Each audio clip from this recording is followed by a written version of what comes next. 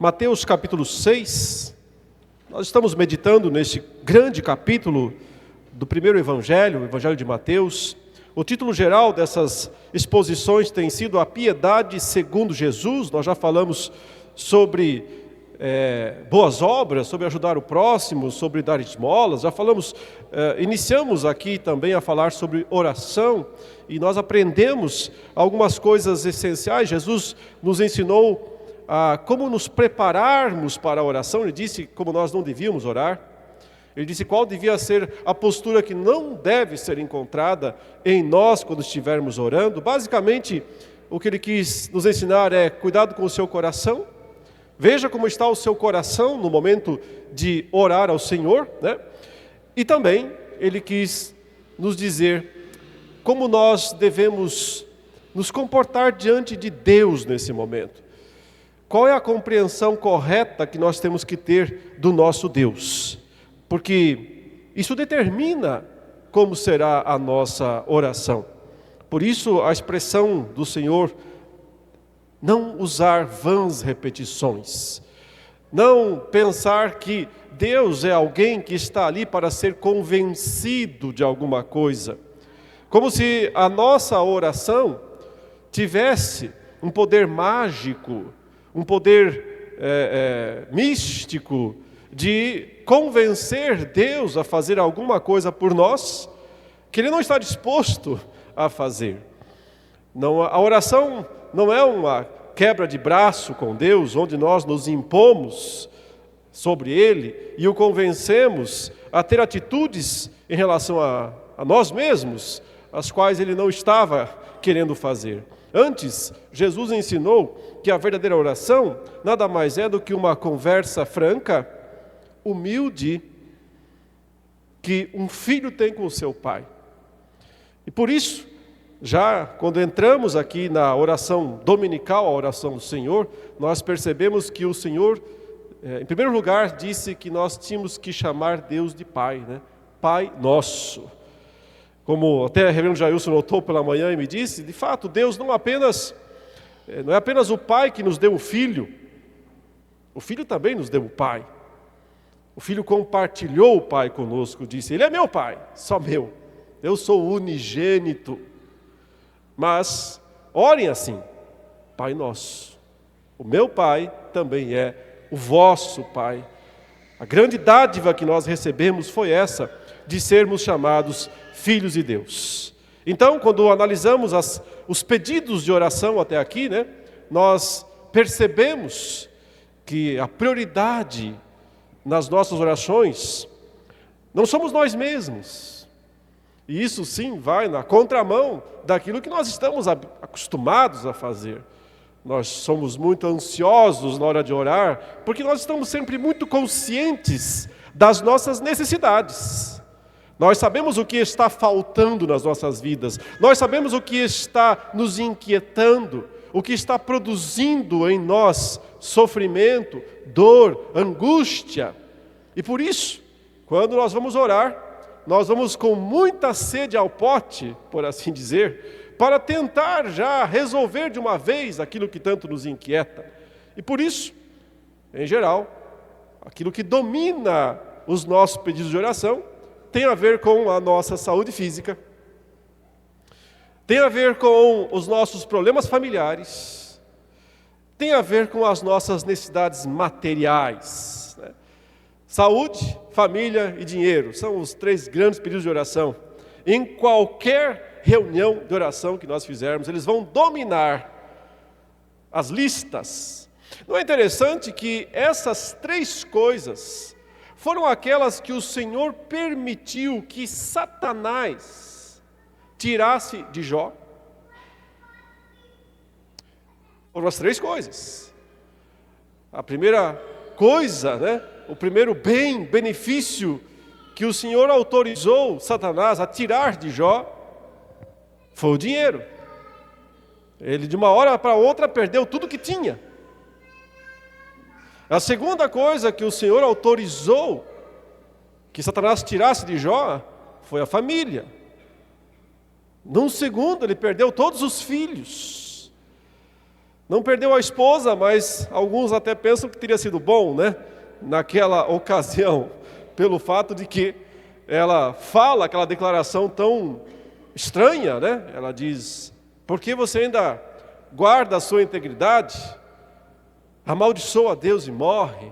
Ou seja, não foi uma esposa muito idônea naquele momento, embora eu sei, há uma discussão sobre o termo ali em si, abençoar ou amaldiçoar. Tem gente hoje em dia tentando redimir a esposa de Jó também deste fato, mas eu não vou expor isso nesse momento. Mas finalmente, e esse foi o argumento do diabo para Deus, né? Quando ele retorna à presença do Senhor e diz: não deu certo, mas por uma razão muito simples, o Senhor não deixou eu tocar nele. Se o Senhor deixar eu tocar nele, na saúde, ele vai negar o Senhor na sua cara. E Deus diz o quê? Pois não, faça, mas não tire a vida. Só Deus pode de fato tirar a vida, ainda que Ele permita que outros instrumentos o façam, mas em última instância sempre é Deus. E justamente quando então Jó se encontra no seu pior estágio, ele perde as 3 coisas que nós mais valorizamos e que dominam as nossas orações. E é justamente quando Jó perde essas 3 coisas, e então recebe ainda a sobrecarga de acusação dos seus muito amigos, né, dos seus amigos que vêm lá para dar a solução, porque assim, né, sempre que nós estamos com problemas graves, as pessoas vêm com soluções fáceis, com soluções simples. Todo mundo é dono do saber, todo mundo sabe como resolver os problemas dos outros. Basta fazer tal coisa. Os 3 amigos vieram e disseram: é simples, Jó, o seu problema é simples. É só você admitir qual é o seu pecado. Que alguma coisa aí você fez de muito grave, muito cabeluda diante de Deus. Senão o Senhor não teria autorizado tamanha dor e perda na sua vida. Arrependa-se. Simples. E aí, teologia da prosperidade. Daí para frente vai ser só bênção, só prosperidade. Mas não é bem assim.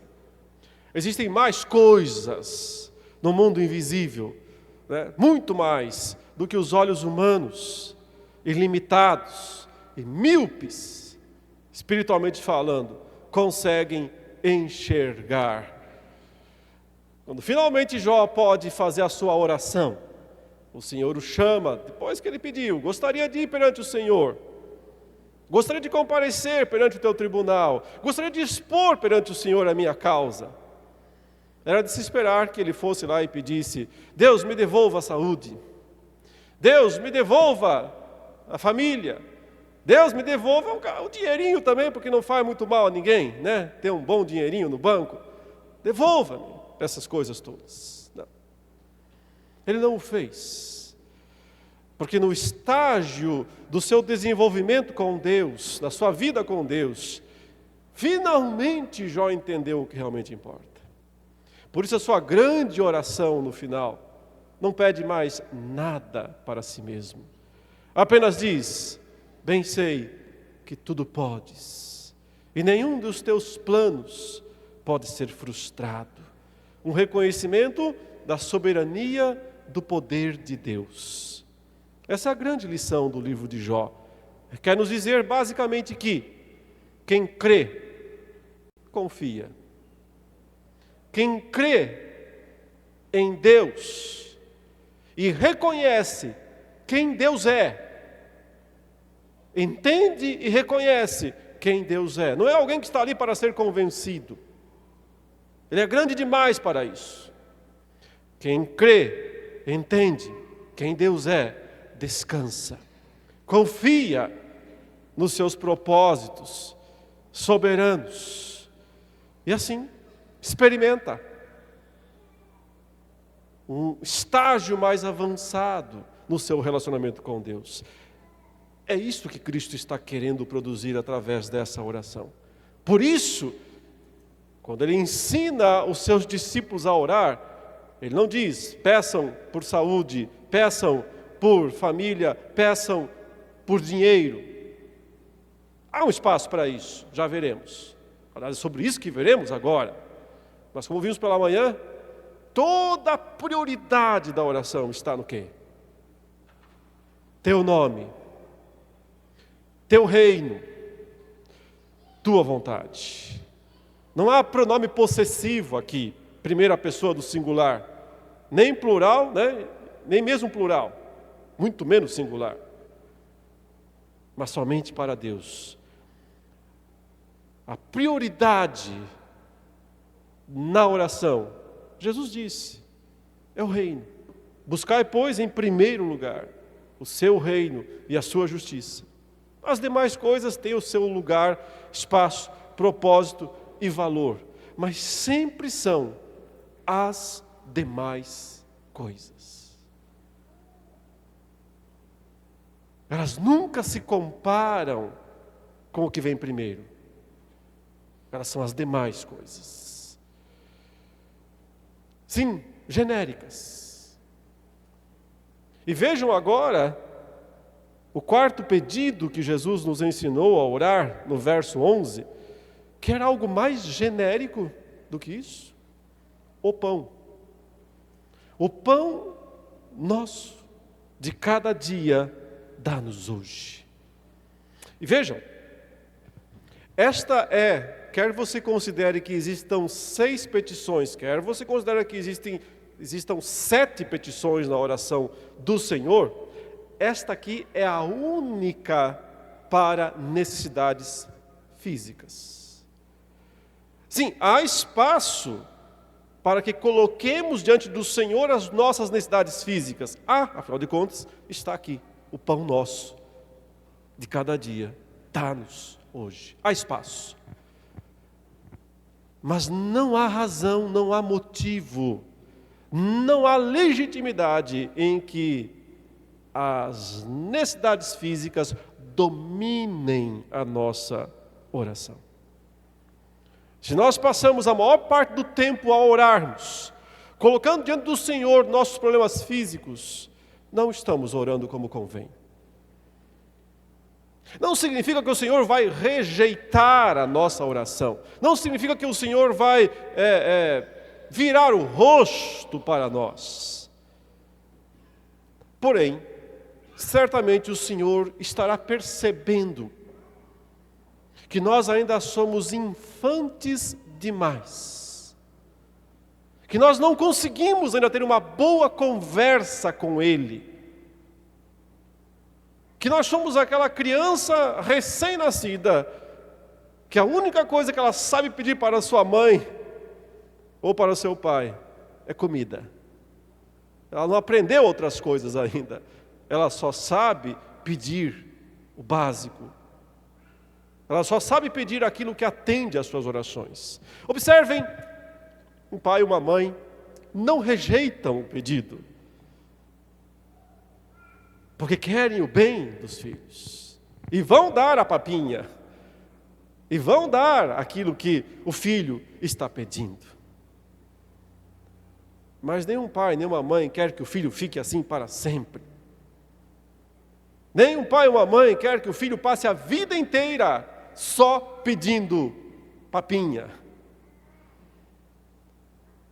Um pai ou uma mãe querem que o filho cresça, amadureça e se relacione de maneira madura com eles. Assim Cristo nos ensina através dessa oração o que é de fato uma conversa madura com Deus, que é Pai, o nosso Pai, o Pai nosso, que está no céu. Sobre essa frase em específico, irmãos, o pão nosso de cada dia dá-nos hoje, nós temos que fazer algumas observações. A primeira tem a ver com a própria tradução, né? É interessante que essa expressão de cada dia é uma expressão que vem, é uma palavra grega, que ela é muito rara em toda a literatura grega, inclusive.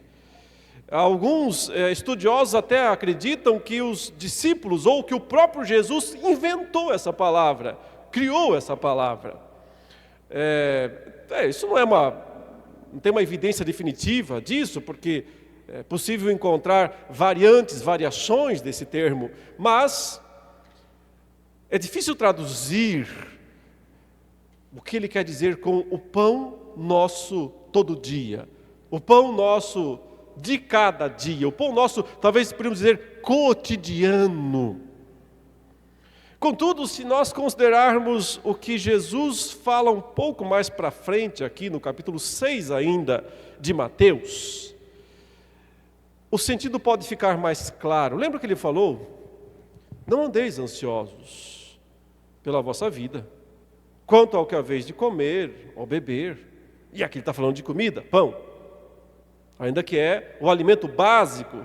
Digamos que se nós fôssemos aportuguesar, nós diríamos o feijão e arroz de cada dia nos dá hoje, porque é a nossa base alimentar brasileira, né? Acho que ainda é o feijão e o arroz.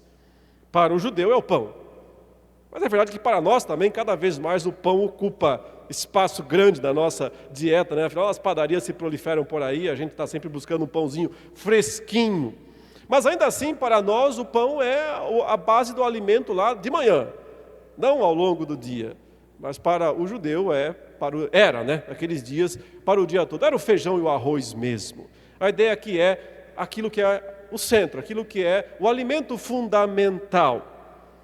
Jesus disse, não fiquem ansiosos por causa disso. E ele insistiu, dizendo, prioridade para quê? O reino e a justiça. As demais coisas, que incluem o básico, serão acrescentadas. Então ele diz, não se preocupem com o amanhã, porque o amanhã trará os seus próprios cuidados.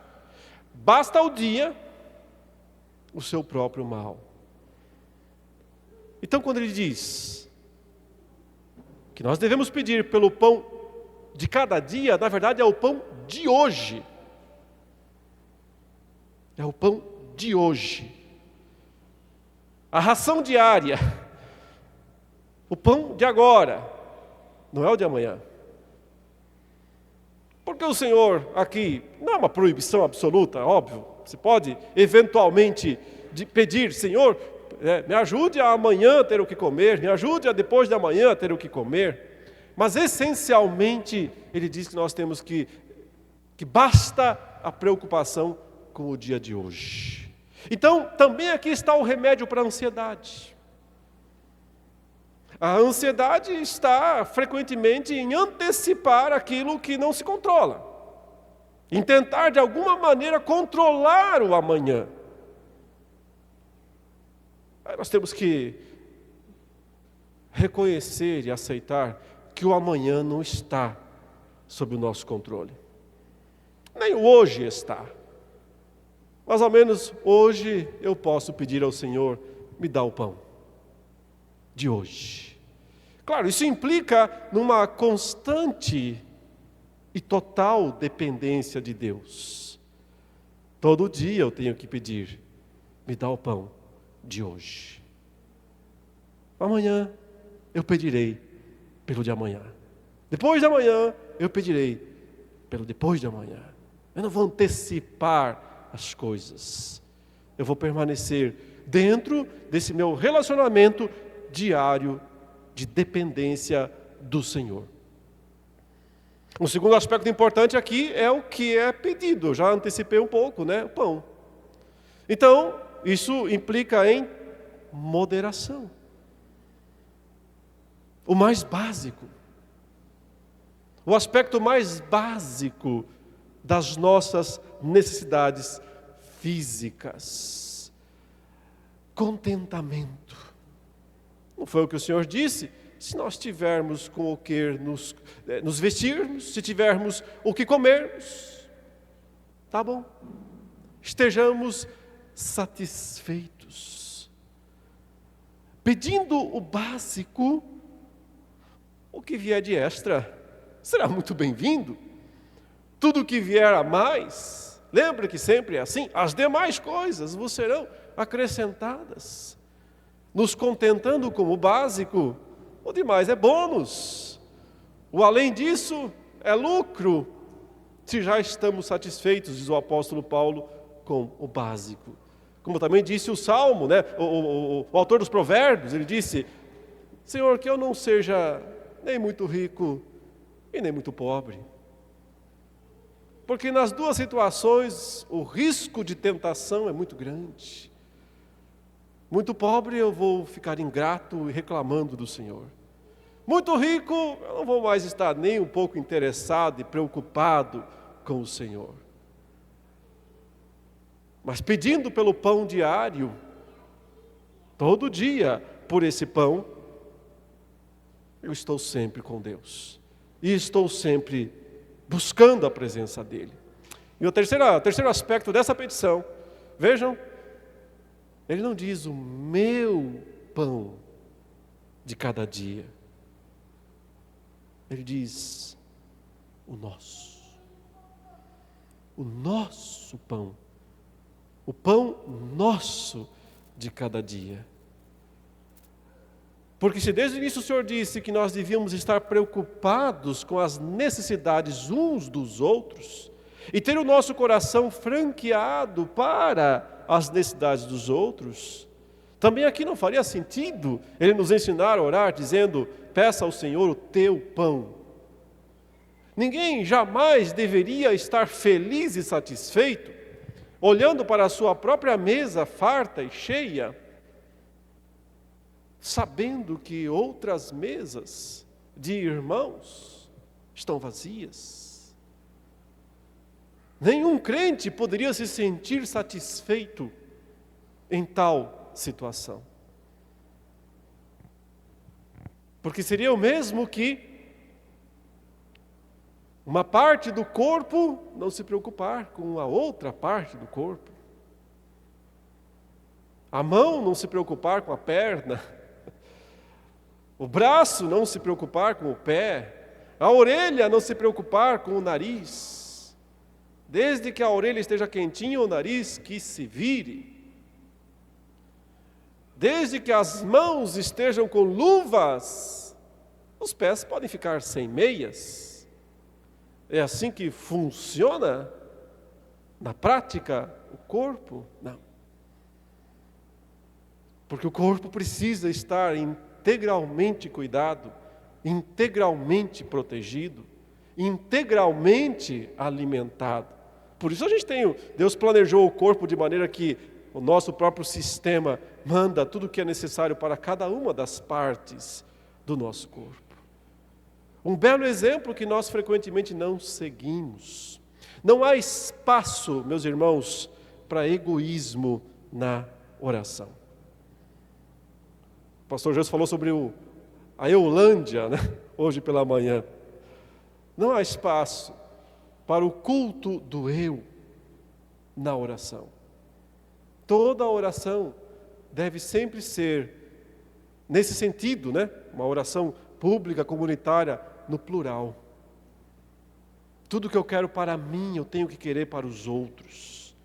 Tudo que eu não quero para mim, eu também não posso querer para os outros. Então nós aprendemos essas três grandes virtudes aqui deste pedido, que é o quarto pedido da oração do Senhor. Em seguida nós temos o quinto pedido. E aqui nós encontramos no versículo 12, o único pedido condicional. É um pedido seguido de uma condição. O que já mostra que para que ele seja atendido, a condição tem que ser cumprida. Nós não vemos nenhuma outra condição nos outros pedidos, apenas nesse. Ele diz: e perdoa-nos as nossas dívidas, assim como nós temos perdoado aos nossos devedores. Percebam que a parte dedicada às necessidades físicas veio e passou rapidamente. O pão nosso de cada dia dá-nos hoje. O próximo pedido não é: a casa luxuosa na sequência, o carro importado na sequência. Não há nenhum problema em ter essas coisas, se o Senhor concede por dádiva dEle. Glorifique a Deus pelas coisas que Ele lhe deu. Não as faça ser a prioridade na sua vida e nas suas orações. O pão basta. Veio e foi. O que temos na sequência, e agora é nosso ainda, né? Veja que o pronome permanece o mesmo. Nossas dívidas, nossos devedores, pedidos para nós. Já passaram os 3 de Deus, 3 para Ele, 3 para nós, ou 4. 3 para Ele, 3 para nós. Primeiro os 3 dele: teu nome, teu reino, tua vontade. Agora os nossos, o que é para nós. Mas não é para nós de verdade, porque mesmo esses são para a glória dele. Nosso pão, nosso perdão, e mais uma que virá na sequência. Mas o que nós percebemos é necessidades.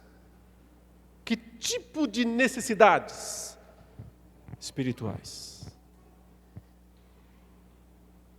Os 2 últimos pedidos, ou 3, conforme a divisão, são para necessidades nossas, mas não físicas. Necessidades espirituais. E lá na listinha de pedidos de oração, raramente aparece isso. Raramente aparece: irmãos, orem por mim, que eu estou pecando demais. E estou precisando mudar de vida. Raramente aparece pedido do tipo: irmãos, orem por mim, porque eu não consigo perdoar o fulano ou a fulana. E eu preciso perdoar. Raramente o pedido é: irmãos, orem por mim, para que eu seja um servo, uma serva mais fiel e mais preocupado ou preocupada com as coisas de Deus do que com as minhas coisas. Irmãos, orem por mim, para que eu seja um instrumento de Deus para evangelizar os meus vizinhos, os meus amigos, os meus parentes. Por que é que nós raramente pedimos essas coisas em oração? A resposta mais simples seria aquela que Paulo disse: é porque nós não sabemos orar como convém.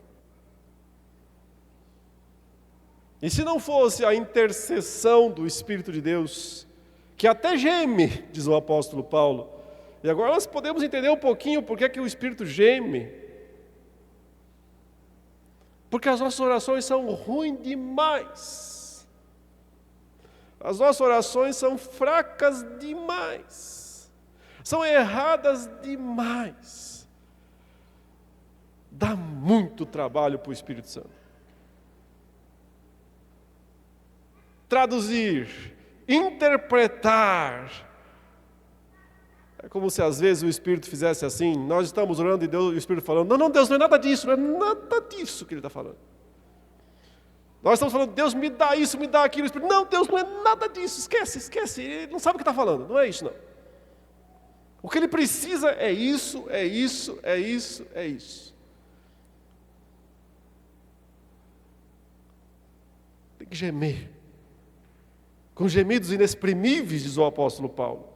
O Espírito Santo intercede por nós, porque nós não sabemos orar como convém. Mas podemos aprender. E o roteiro aqui da oração do Senhor é o melhor de todos, para nós aprendermos e assim, meus irmãos, pouparmos alguns gemidos ao Espírito Santo.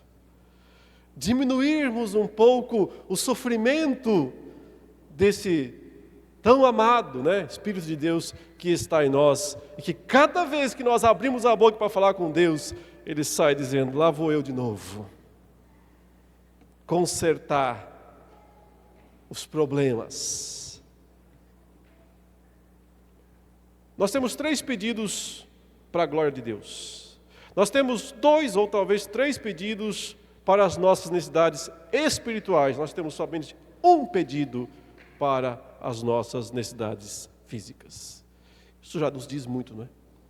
Ou deveria dizer muito, se essa é a estrutura. Irmãos, vejam, dívidas têm que ser pagas. Dívidas não podem ser ignoradas. Sim, nós vivemos o tempo em que as dívidas não são pagas. Todo mundo dá calote em todo mundo. Os governos dão calotes, os bancos dão calote. Só o cidadão que não pode, porque senão ele perde tudo lá. Mas se você tiver alguma coisa para receber do governo, espere, sentado, porque é calote geral. É o tempo do calote. Ninguém quer pagar dívida. Acontece que diante do Senhor, as dívidas têm que ser pagas. Aqui não tem graça, não tem nada de graça. Dívida tem que ser paga. Quais são as nossas dívidas diante do Senhor? São as ofensas. Mais para frente Cristo explica. Ofensa. Aqui ele usou a palavra dívida. Depois ele usa a palavra ofensas. As quebras. As quebras dos mandamentos da lei de Deus. Ele falou sobre isso no capítulo 5. Quais são os mandamentos e quais são as quebras. Deixou muito claro que não é só formal e externo o modo como nós quebramos, mas essencialmente coração. Coração é ali que nasce, é ali que começa tudo. Dívidas se acumulam. E então nós vamos ao Senhor e dizemos: perdoa. Perdoa. Perdoa as nossas dívidas. E frequentemente, ao pedirmos isso, nós ignoramos 2 coisas importantes, essenciais. A primeira é que não dá. Não dá para perdoar. Não tem como perdoar. Sabe, Deus não pode simplesmente olhar para os nossos pecados e dizer: olha, eu sei que você foi mal, fez o que era errado, mas eu sou tão bom, eu sou tão bonzinho, que eu vou, ignorar. Tá bom. Tá perdoado. Vou fazer de conta que você não fez nada. Vou fazer de conta que não foi tão mal assim, não foi tão grave assim. Se nós acharmos, meus irmãos, que quando nós pedimos perdão para Deus pelos nossos pecados, se nós tivermos essa mentalidade com relação aos nossos pecados e com relação ao Deus com quem nós estamos falando, eu quero dizer, nós nunca obteremos o que nós estamos pedindo. Aqui são as 2 formas de garantir que você não obtenha o pedido. Achar que o perdão é fácil. Achar que o perdão é barato. Achar que é só Deus dizer: já não estou mais bravinho com você e está tudo certo com o que você fez. Na verdade, o perdão de Deus é a coisa mais difícil e mais cara de ser obtida. Porque, por definição, Deus sequer poderia fazer isso. Porque toda vez que Deus fizesse isso, Ele estaria destruindo a sua própria justiça. Afinal, foi Ele que estabeleceu a lei e disse o que era certo e o que era errado. E foi Ele também quem disse quais eram as consequências da transgressão da lei. Pensemos nos primeiros pais, Adão e Eva, eles não sabiam quais seriam, ou qual seria a consequência quando Deus disse. O que Deus disse para eles? Não comam da árvore do conhecimento do bem e do mal. Porque no dia em que vocês comerem, vocês certamente morrerão. Alguma dúvida? Alguma brecha? Alguma possibilidade de não ser assim? Deus deixou alguma possibilidade de não ser assim? Não, a declaração de Deus foi clara, enfática e precisa. No dia em que vocês comerem, certamente, não tem dúvida nenhuma, morrerão. Então, como é que pecadores podem se aproximar e dizer: perdoa, Deus, perdoa aí, foi mal o que eu fiz. Como às vezes a gente fala para as pessoas, né? Oh, foi mal, tá? Foi mal. Quase sempre puramente pro forma. A pior coisa que a gente faz é quando fala assim: oh, se por acaso eu fiz alguma coisa aí que não te agradou, perdoa, tá? Esse é o pior de todos os pedidos de perdão. Porque a pessoa não está pensando, ela nem está cogitando a possibilidade, ela não está identificando nada específico, ela só está dizendo: se porventura alguma coisa eu possa ter feito, perdoa-me. É o pior tipo de perdão, o pior tipo de pedido de perdão que alguém pode fazer. O perdão é caro, irmãos, o perdão não é barato. O perdão tem preço. E nós sabemos qual é. Eu não quero inventar a roda, não preciso sequer falar muito sobre isso, porque todos nós que somos crentes sabemos que custou o sangue, custou a vida daquele que disse: eu quero compartilhar o meu Pai com vocês. Custou a vida do unigênito Filho de Deus. A morte de Cristo na cruz não foi um acidente de percurso. Não foi por causa de uma mera reação dos homens. A morte de Cristo na cruz foi um pagamento. Um custo. Um preço pago. As nossas dívidas. As nossas dívidas foram pagas na cruz do Calvário, pelo maior preço já pago por qualquer coisa nesta vida. E por isso, cada vez que nós nos aproximamos do Senhor para pedir a Ele e perdoa-nos as nossas dívidas, nós temos que lembrar do custo, do preço. Porque o perdão custa caro. Não para nós, é claro, mas para Deus. Agora observem, lembra eu falei pela manhã aqui na Santa Ceia, o texto de Pedro, quando Jesus diz: vocês precisam se lavar, ok? Eu tenho que lavar os pés de vocês. E Pedro diz: não, os meus não. Então Jesus diz: se eu não lavar os seus pés, você não tem parte comigo. Aí Pedro diz: então não só os pés, mas me dá um banho inteiro, um banho completo. Aí Jesus diz: Pedro, para você é tudo 8 ou 80, né? Vamos pensar aqui o seguinte: você já tomou banho, o banho completo você já recebeu, mas você continua sujando os pés, então vamos só lavar os pés que está certo. Quando o Senhor diz que nós devemos sempre pedir ao Senhor e perdoar as nossas dívidas, é mais ou menos isso. Nós temos que ter consciência de que a nossa grande dívida já foi paga lá no passado. A dívida que nós herdamos de Adão e Eva. A dívida que nós herdamos pela nossa natureza pecaminosa. E por tudo que nós fizemos, digamos assim, até o dia da nossa conversão. Tudo foi pago ali para trás. Esse é o banho completo. Já foi pago. Já foi dado. A gente não precisa tomar banho de novo. Não temos que pedir outra vez: perdoa o pecado de Adão. Não, Deus já perdoou isso. Perdoa os meus pecados lá antes da conversão. Deus já fez isso. Nós já somos novas criaturas. O passado passou, o passado acabou. Tudo se fez novo, mas os pés ainda se sujam. E todo dia eles se sujam. E por isso todo dia nós temos que voltar ao trono da graça para encontrar misericórdia.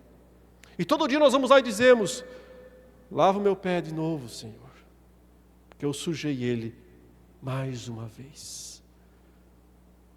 Quantas vezes o Senhor está disposto a lavar os nossos pés? Não há limites. E sabe por que eu sei que não há limites? Porque Ele próprio, quando ensinou sobre o nós também lavarmos os pés dos outros, né? Quando perguntaram quantas vezes se deve perdoar o seu irmão? 7 vezes? Por dia? Jesus disse: não 7 vezes, mas 70 vezes 7. O que aqui, claro, não é uma conta fechada, quer dizer apenas, não há limites. Se está interligado aqui, o perdão da dívida do próximo com o nosso próprio perdão, nós podemos conjecturar então que Deus também está disposto a perdoar as nossas dívidas todas as vezes que nós formos até Ele e dissermos: o pé está sujo. O pé está sujo. Mais uma vez. Não precisa tomar banho inteiro não, mas o pé está sujo. Perdoa-nos as nossas dívidas. Se eu não quiser ser perdoado, portanto, é só eu não entender o que significa pedir perdão.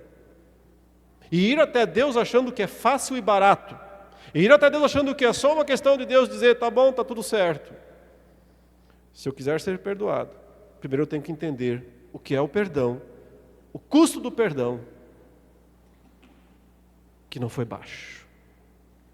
Mas, e aí é o que mais Cristo aqui está enfatizando, Ele liga uma coisa a outra dizendo: assim como nós perdoamos os nossos devedores. Eu não preciso nem lembrar aos irmãos da parábola do credor incompassivo, né? Todos lembramos. Foi até o rei, com uma dívida impagável, milhões e milhões.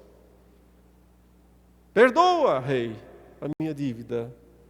O rei se compadeceu e disse: ok, eu vou perdoar a sua dívida. Ele sai dali e encontra um igual, um conservo, um da mesma estatura dele, nem mais alto nem mais baixo, tão pecador quanto. E esse diz: eu também te devo. Claro que é um valor menor, afinal de contas é a dívida de uma pessoa só para o outro. Para com o Senhor nós devemos a vida inteira. E o outro diz: não, você vai pagar. Você vai pagar o que me deve. Qual é a consequência? Jesus disse: o rei revoga o perdão.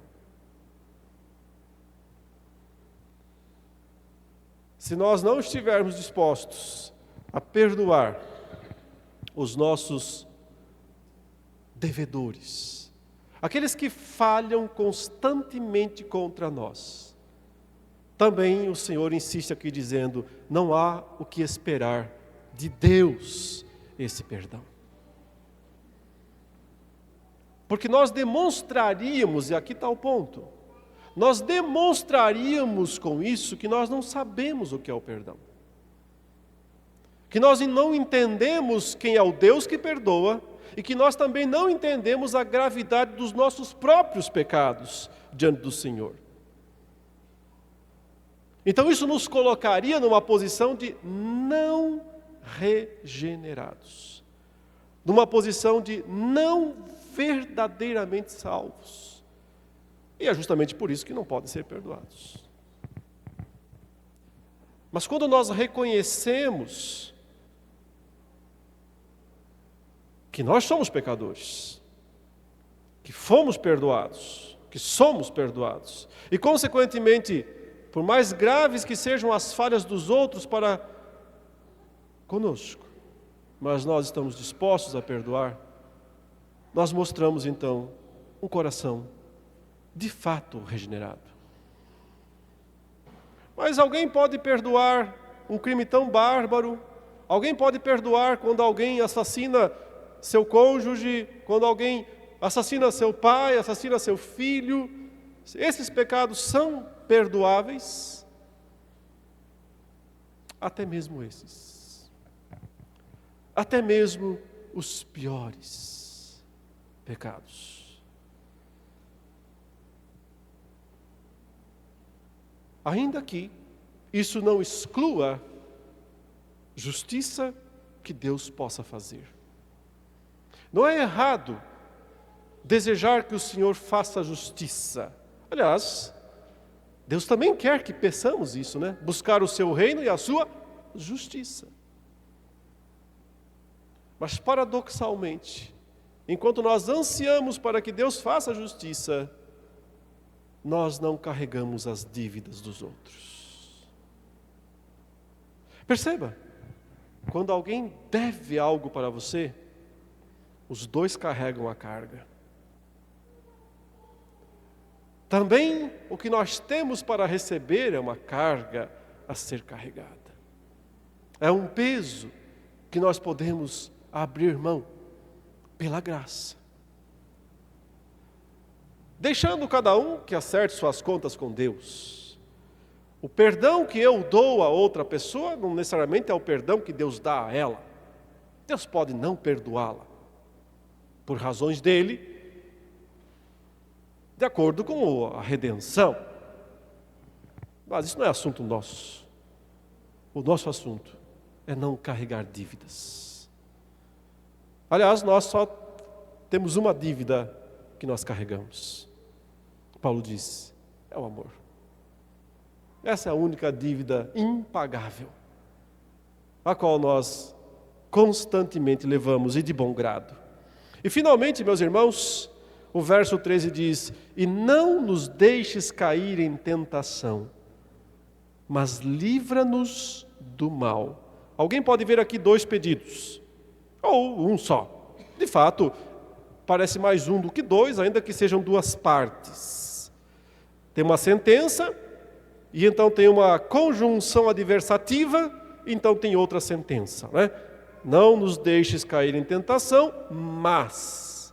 Esse mas é uma conjunção adversativa muito enfática, mostrando o outro lado, o reverso, livra-nos do mal. Em que campo estamos? Necessidades. Que tipo de necessidades? Espirituais. No mínimo, para cada um pedido para necessidades físicas, há 2 para espirituais. Ou 3. Denotando que, de fato, o que mais importa, o que mais nós devemos buscar, é a solução dos nossos problemas espirituais. Eles importam mais diante do Senhor do que a solução dos nossos problemas físicos. Mas há espaço para os físicos. Um pedido. Está de bom tamanho. O que é espiritual importa sempre mais. Por quê? Não adianta um homem ganhar o mundo inteiro se perder a sua alma. A vida eterna importa mais do que a vida física. Viver poucos anos aqui e morrer pode parecer muito ruim. E é aos nossos olhos. Mas não é aos olhos de Deus. Porque aos olhos de Deus a eternidade é incomparável. O apóstolo Paulo disse isso. Tenho por certo, para mim tenho por certo, que os sofrimentos do tempo presente, eles são reais, eles são absolutamente palpáveis, verdadeiros, são sofrimentos, mas não se podem comparar com a glória a ser revelada em nós. Porque as necessidades físicas diminuem de importância nas nossas vidas? Porque nós colocamos na balança a vida atual e a vida eterna. E então nós percebemos que na comparação, a vida eterna é absurdamente incomparável em relação à vida física. Então, ainda que eu me preocupe com aspectos da vida física, honestamente eu posso buscar isso de Deus, mas eu percebo que a vida espiritual importa muito mais. Claro, elas estão interligadas. Por isso o Senhor manda que a gente cuide das necessidades físicas uns dos outros. Até porque quase sempre a gente pode fazer isso. A maior parte dos problemas físicos a gente poderia resolver uns pelos outros, nem precisaria orar e pedir ao Senhor. A maior parte das necessidades físicas bastaria que todos se ajudassem uns aos outros e nem se precisaria levar perante o Senhor. Mas o Senhor quer que leve o pão de cada dia, de hoje. Mas as necessidades espirituais, raramente nós podemos realmente fazer e ajudar uns pelos outros. Sim, há o uso dos dons espirituais, os quais promovem mudanças e transformações. Mas ainda assim, depende de uma ação direta e sobrenatural de Deus. Só Ele pode santificar. Só Ele pode capacitar. Só Ele pode consolar. Só Ele pode edificar. Só Ele pode exortar. Nós somos só instrumentos inúteis nesse trabalho. Mas repartir o pão, nós podemos fazer tranquilamente. Repartir é uma ação que nós podemos fazer. Então, oração é prioridade. Você não precisa pedir aquilo que já está na sua mão. Mas você precisa pedir aquilo que você não tem. As nossas necessidades espirituais são muito mais importantes do que as físicas. Se as pessoas entendessem isso, não haveria mais mega igreja no mundo. Não haveria mais. Porque a grande maioria das pessoas que estão nas mega igrejas, nas igrejas gigantes, e às vezes até entre nós, estão ali para buscar alguma necessidade física. Estão ali para resolver algum problema físico. E como o problema físico não acaba nunca, conserta um, vem o outro, o círculo vicioso permanece. A fé infantil impera. Nunca há crescimento. O crescimento vem quando nós entendemos quais são as nossas necessidades espirituais e buscamos a solução delas em quem pode dar. E a primeira tem a ver com pagar dívida. Resolver o problema das nossas dívidas. Uma parte já foi feita, mas tem pé para lavar todo dia. A outra tem a ver com não criar mais dívidas. Quando o Senhor diz, não nos deixes cair em tentação, tentação é o mecanismo satânico, diabólico, para nos levar ao pecado.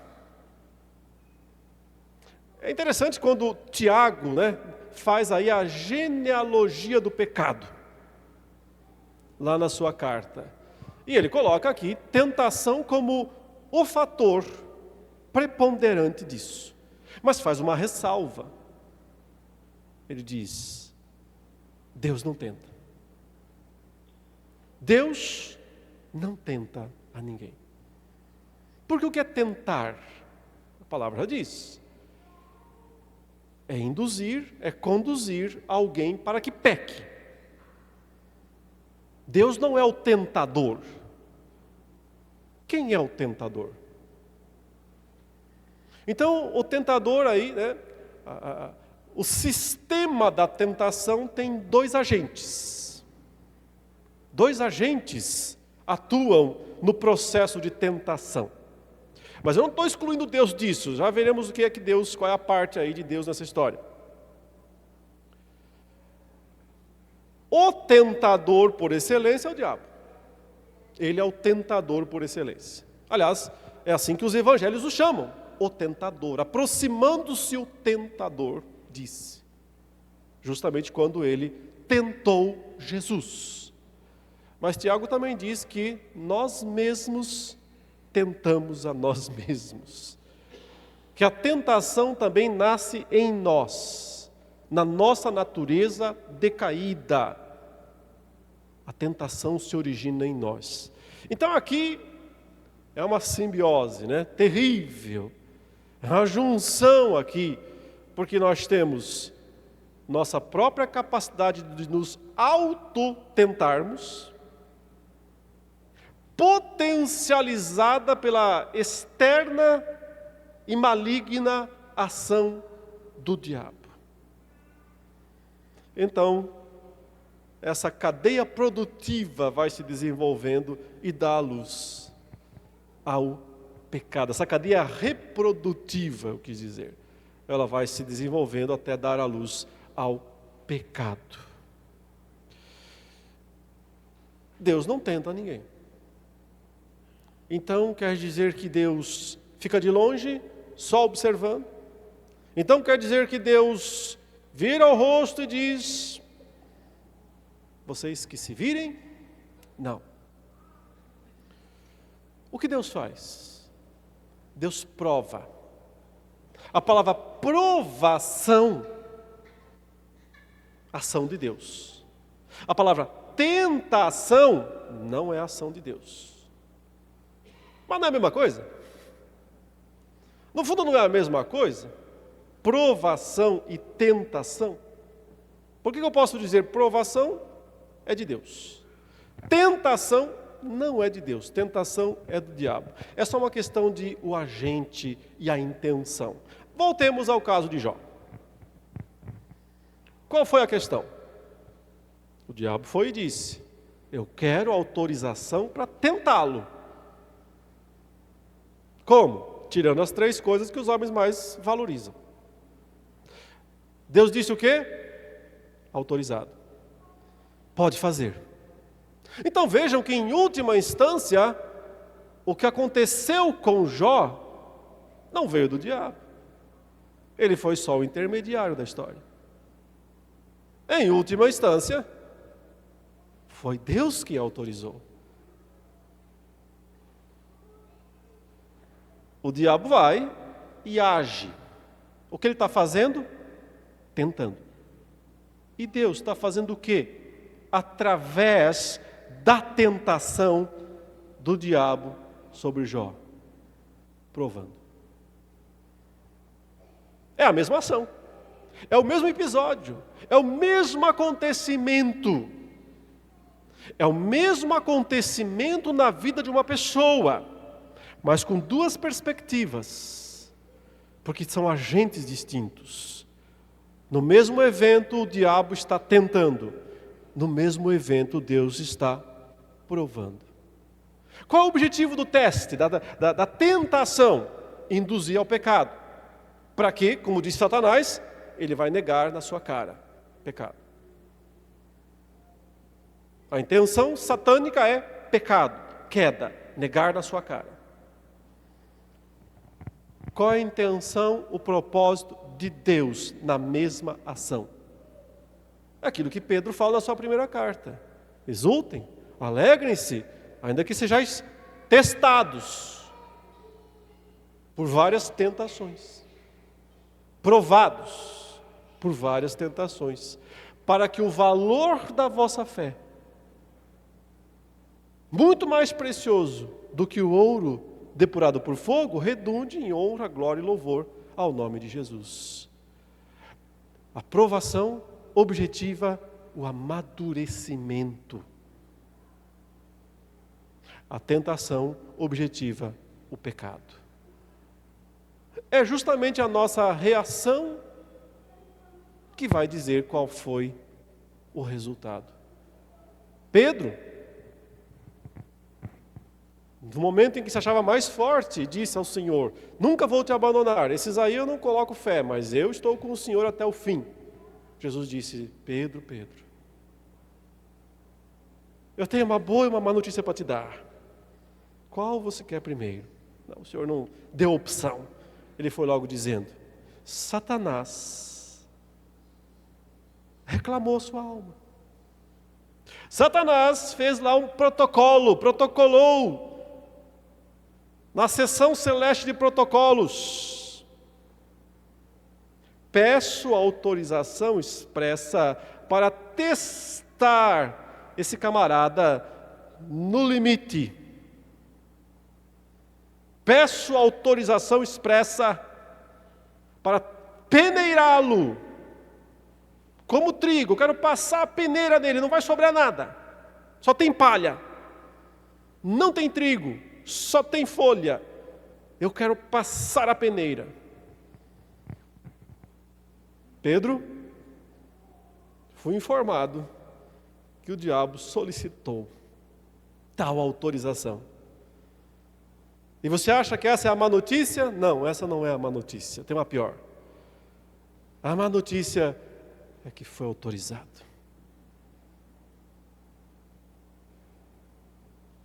Qual é a boa notícia?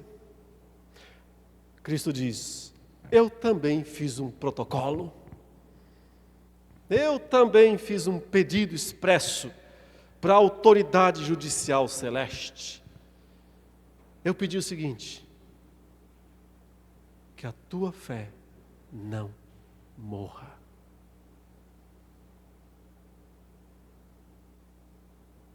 Interessante, né? O pedido de Cristo não foi para que você não peque.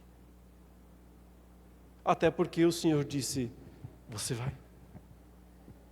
Antes que o galo cante 3 vezes. Mas eu pedi, intercedi, fazendo aquilo que lhe é próprio, uma das grandes funções de Cristo, o nosso advogado, para que a tua fé não morra. Nessa guerra judicial, nessa guerra de documentos, nessa guerra de pedidos, quem triunfa é Cristo. Porque com o seu próprio sangue, Ele compra o perdão dos pecados de Pedro. Eu não quero ir longe demais nessa história, mas talvez eu possa dizer que Jesus sabia que o sangue dele era suficiente para perdoar a traição de Pedro. Mas não seria se não houvesse fé. Não haveria nada que Jesus pudesse fazer por Pedro se não houvesse fé. Por isso, o pedido de Jesus para a autoridade celeste suprema é que a fé não acabe. Irmãos, de algum modo, quando Jesus nos diz: e não nos deixes cair em tentação, mas livra-nos do mal, o que o Senhor está dizendo é: peçam a Deus com todas as suas forças, com todo o seu entendimento, para que vocês não se tornem apóstatas.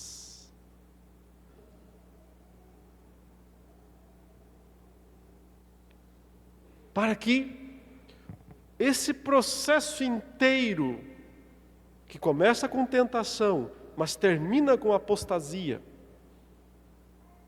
nunca se complete na vida de vocês. Irmãos, quando ele diz aqui no final, mas livra-nos do mal. Mal aqui não é calamidade. Eu não falo, livra-nos das enchentes. Livra-nos das ventanias. Mal aqui não é calamidade e nem mesmo problemas, outra vez, de saúde. Livra-nos da doença.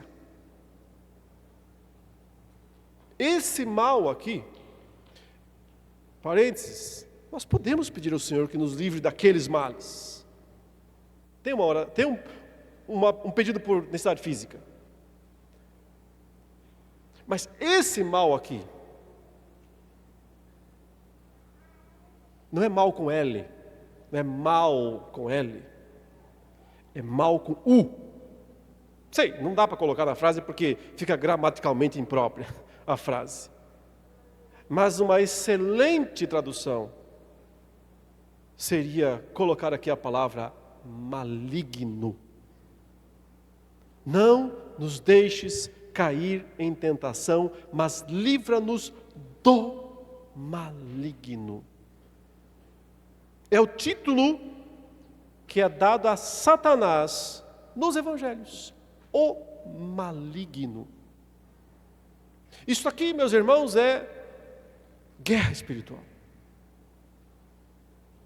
Nós, como cristãos, nós estamos no meio de uma guerra espiritual. Essa é a verdadeira guerra espiritual. Não aquelas baboseiras que alguns megalomaníacos pregadores falam por aí. A verdadeira guerra espiritual é o fato de que nós fomos tirados do império das trevas e transportados para o reino do Filho do seu amor, só que o nosso antigo chefe e dono não ficou satisfeito e contente com isso. E não passará um dia sequer da nossa vida sem que ele tente, de algum modo, matar a nossa fé. Essa é a grande batalha da nossa vida e da nossa história.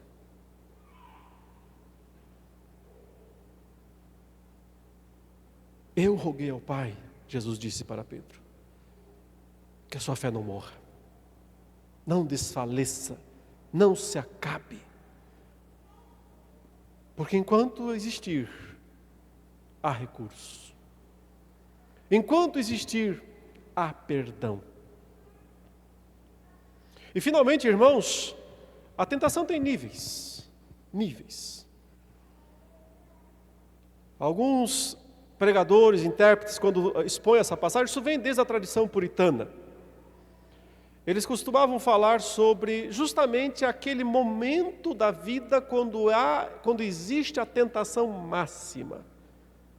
Nós temos dias difíceis, todos os dias são maus, Jesus já disse, todos os dias são maus. Nós podemos esperar tentação todos os dias.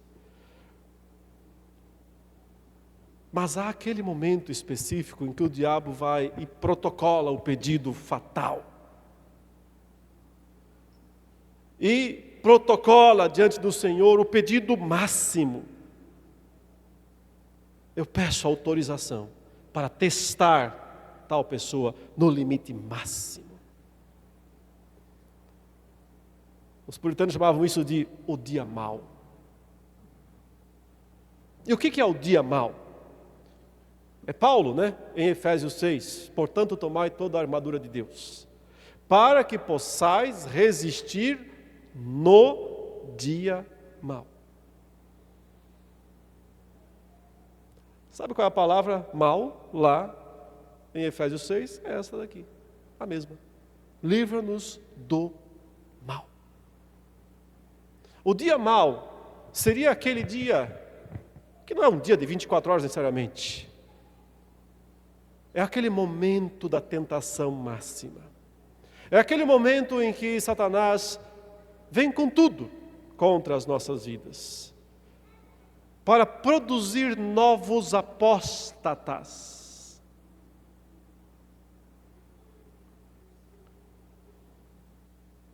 Nós temos que estar preparados. Essa é a hora da oração. Esse é o pedido mais intenso aqui. É o pedido com o qual nós mais devemos lidar diariamente. Quando Jesus intercedeu por Pedro, curiosamente, na mesma noite, outro discípulo de Jesus também foi alertado. Judas. Mas de uma forma diferente.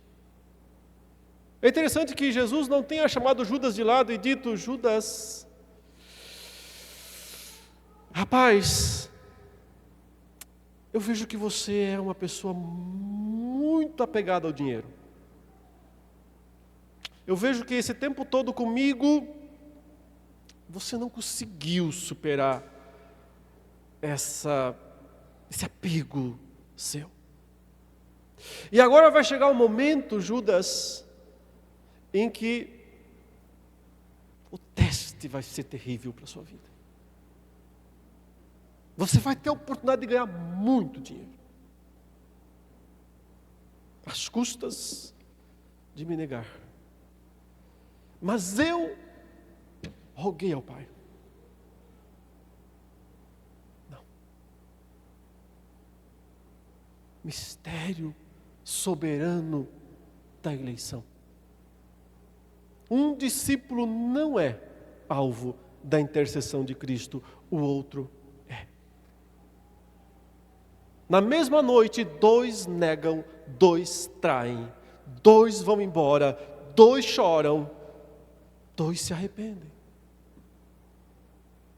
Só um volta. Só um retorna, humilhado, envergonhado. Deu certo. Funcionou a intercessão de Jesus. Funcionou. A nossa oração tem que ser, em última instância: Senhor, que eu não seja Judas, que eu seja Pedro. O melhor é que eu não peque. Não deixa o processo de tentação chegar ao seu estágio máximo e último, Deus. Mas se isso acontecer, em última instância, me livra das garras dele, o diabo. Em relação a Pedro, que também foi alvo da tentação do diabo, Jesus disse: para trás, Satanás. Com relação a Judas, o diabo entrou nele no momento da ceia, e ele foi e recebeu o dinheiro.